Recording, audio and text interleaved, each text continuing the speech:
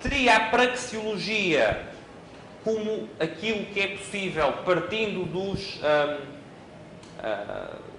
dos tais axiomas, do tal axioma da ação humana e de axiomas auxiliares, aquilo que eu consigo deduzir sobre a ação humana, e portanto a praxeologia não considera, ou não se pronuncia, não é não considera, não se pronuncia sobre os fins, nem sobre as motivações psicológicas que levam os indivíduos a ter determinados fins ou a procederem psicologicamente de determinada forma nas escolhas que fazem.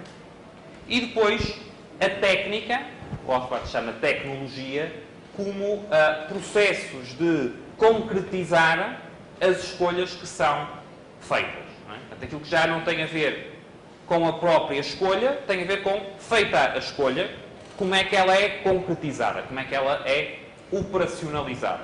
Não é? Portanto, eu dei o exemplo quando falei de técnica, se eu estiver a falar de trabalho na madeira, de um marceneiro, não é? Trabalhar sobre a madeira, há um conjunto de aspectos no trabalho que são técnicos. Não é? Portanto, eu decido, eu escolho fazer uma porta em madeira. A concretização da escolha não é automática. Passa por, voltando à ação inicial dos tipos de conhecimento, passa também pela utilização dos tais conhecimentos técnicos. Sobre estas três fronteiras, estes quatro elementos, ética, psicologia, praxeologia e técnica, ou no sentido que o Rothbard chama tecnologia, ficou claro para toda a gente? Ok, primeiro e depois. Sim. Com uma pequena dúvida, tanto a psicologia quanto a praxeologia falam das escolhas. Sim, e a ética também. Sim, mas Sim. aí é que eu acho que eu consigo separar. Okay. Mas falam as três. E a técnica também, fala da concretização da escolha. Quer dizer, a praxeologia ela está tão delimitada, se eu entendi bem, no que é possível deduzir a partir do axioma. A escolha natural decorrente do axioma. E a psicologia já é uma coisa mais ampla, uma escolha que não necessariamente decorre do axioma. Desculpe que eu falei por cima e não percebi. Pode repetir essa última parte? Eu que entendi, a praxeologia está limitada à escolha decorrente do axioma. A psicologia estaria mais amplamente, uma escolha mais ampla. Eu não sei se amplamente seria a melhor. Eu diria que a psicologia tem mais a ver com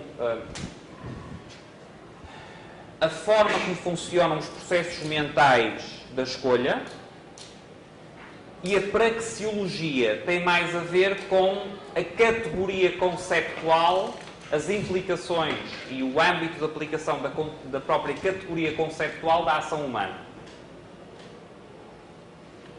Nesse sentido é que eu estava dizendo há pouco que a análise técnica tem fortes elementos, ou fortes fundamentos psicológicos. Não é? Há ali muito que no fundo, tem a ver com determinadas hipóteses, determinadas teorias sobre a forma como os indivíduos escolhem, como os indivíduos reagem. Não é? Portanto, eu não sei, quer dizer, talvez estejamos dizendo a mesma coisa, não sei. Mas eu, mais do que mais amplo, mais do que dizer que psicologia é mais amplo, talvez dissesse que psicologia tem mais a ver com eu explicar porquê, portanto, explicar o processo que leva os indivíduos a escolher determinados fins, não é? Portanto, e tem a ver, se calhar, em psicologia tem muitas hipóteses, diga? Agora tem uns exemplos muito bons do Kahneman, né?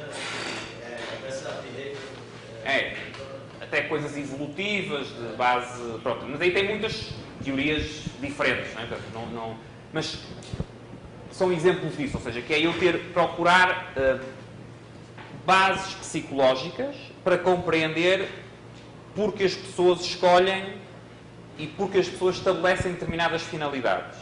Certo? A praxeologia tem a ver com aquilo que eu consigo deduzir, da forma que vimos, não é? do tal axioma da ação humana e dos axiomas auxiliares. Correto? Eu acho que estou a perceber porque é que está a dizer como é mais ampla e outra mais limitada, mas eu acho que talvez seja melhor dizer que são âmbitos, como dizer, que são realms, são âmbitos, não é a palavra exata, mas que são âmbitos de aplicação, dimensões, que são dimensões diferentes, é isso, dimensões diferentes da análise da ação humana, não é? E a ética também tem a ver com escolhas, mas aí tem a ver com o pronunciar-se, portanto, com reflexão e com o pronunciar-se sobre que escolhas, que fins e que escolhas devem ou não ser feitas. Ok? Bom, eu acho que eu consegui isolar. Psicologia está explicando mais ou menos como é que você escolhe o fim que você quer atingir. A psicologia, a maneira de atingir esse fim, ou a escolha que vai levar ao atingimento desse fim, a satisfação desse fim. Né? Sim. Com base no segundo. Sim. É um pouco, como estava dizendo, a psicologia, em termos de distinção da praxeologia, tem mais a ver com eu compreender o processo interno pelo qual a mente se processa, digamos assim. A praxeologia tem mais a ver com o tal método lógico-dedutivo partindo dos tais axiomas, cujo estatuto discutimos na primeira parte. Já agora, no caso da ética, também tem a ver com escolhas e com fins. Não é? Reparem que isto, a ética, ao contrário da praxeologia, não é? Tem também uma componente prescritiva. Não é? Portanto, uma teoria ética dirá também aquilo que você deveria ter como finalidade e aquilo que você deveria, em determinadas circunstâncias, escolher. Okay? Portanto, tem uma componente de, não sei se prescritivo, se é prescritivo. Pronto, no sentido, a ética, a teoria ética gera obrigação moral. Não é? A aceitação, claro, tem discussão sobre qual é que é, não é? Mas gera obrigação. Não é? Portanto, é algo que tem... Mises fala na ação humana que também não agir também é uma forma de ação também, né? Sim. Escolha por não agir. A escolha por não agir, seja em relação... Aliás, nós em relação à esmagadora maioria dos aspectos que compõem a realidade, nós não agimos deliberadamente, não é? Ao escolher agir em relação a algo, estamos também implicitamente a escolher não agir em relação a tudo o resto em que não estamos a agir. E o não agir é também uma escolha. E, aliás, é uma escolha e tem também, em ética, implicações. Você não fazer nada em determinadas circunstâncias é algo que tem também, ou que pode ser, exatamente, por exemplo, omitir a omissão de auxílio, ou Um professor meu na faculdade dava aula de planejamento da administração operacional. Era sensacional, ele falando sobre alguns assuntos. Ele dizia que era a teoria, de acordo com ele, da mínima dor de corno. Que as pessoas em posições importantes normalmente só agem quando não tem mais opção nenhuma. Tipo a questão do primeiro quantitative easing dos Estados Unidos depois da crise de 2008, rolou no Congresso por uns 2 meses até decidir pelo que já estava decidido lá atrás, 2 meses atrás. Só que eles esperaram até não ter alternativa. Eu me perdi um pouco agora. Me perdi. Por que eu puxei esse assunto? Aí acho que se perdeu é difícil ajudar. Estávamos falando sobre... Isso aí eu queria falar.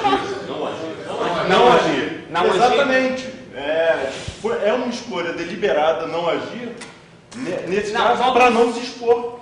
Pode não ser... As consequências. Eles podiam tomar a decisão antes e ser uma grande catástrofe. Quando ele não tem menos escolhas a fazer, quer dizer, vai não agindo, por exemplo, é um modo de não agir, para ir reduzindo as escolhas que você tem e você não ser obrigado a tomar um risco muito grande. Você assume o risco de ter esperado. Mas aí, reparem, o não agir, estamos a falar em termos praxeológicos, como eu digo, também tem implicações do ponto de vista ético, quer dizer, pode haver situações em que seja indiferente, mas tem também leitura do ponto de vista ético e tem também explicações psicológicas. Okay? O eu explicar porque é que em determinadas situações o ser humano tende a não agir, também face a essas circunstâncias, tem também, porque é que os mecanismos internos psicológicos levam a não agir, tem também uma componente psicológica. Um ponto importante em termos praxeológicos é que uma teoria uma teoria da ação incorpora a não ação. Correto? Portanto, uma teoria da ação humana incorpora a não ação. Não é? Porque a escolha de agir de determinada forma acarreta implicitamente o não agir de todas as outras. Ok? Portanto, são coisas que são complementares. Sim, portanto, você não é estudar uma coisa e estudar outra. Não, numa teoria da ação humana está também a teoria da não ação. A própria questão do custo de oportunidade. Sim.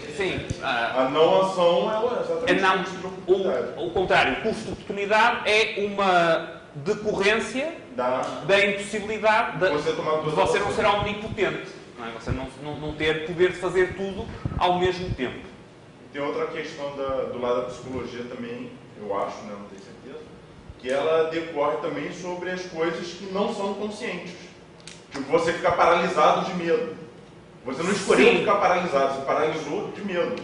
Que é uma coisa que a praxeologia não conta. Sim, porque não está racional. Exatamente. Sim, teria também a ver, ou seja, porque poderia ser incluído, por exemplo, ou seja, porque é que você tem também mecanismos de não ação, ou determinado tipo de reação, ou de inclinação para condicionamento. Exatamente. Só antes de... Por exemplo, até aí nesse caso de não agir, pode ser que o fator tempo seja a resposta até da não ação, né? Sim, lá está. Consideração, tríade fundamental, não é? Ação, tempo, conhecimento. Certo? Portanto, vimos há pouco a lei da preferência temporal, não é? Portanto, você ao considerar a ação, tem que considerar necessariamente também o tempo. Certo? E o tempo não é algo que seja redutível, não é algo que você pode considerar em termos de equiparação de momentos estáticos. Não é, considerar o tempo não é resolúvel por estática comparada. Considerar o tempo implica considerar mesmo a dimensão temporal. Eu teria duas questões. Uma tem a ver com essa questão da psicologia, que a ação humana ela trata da ação deliberada. Né?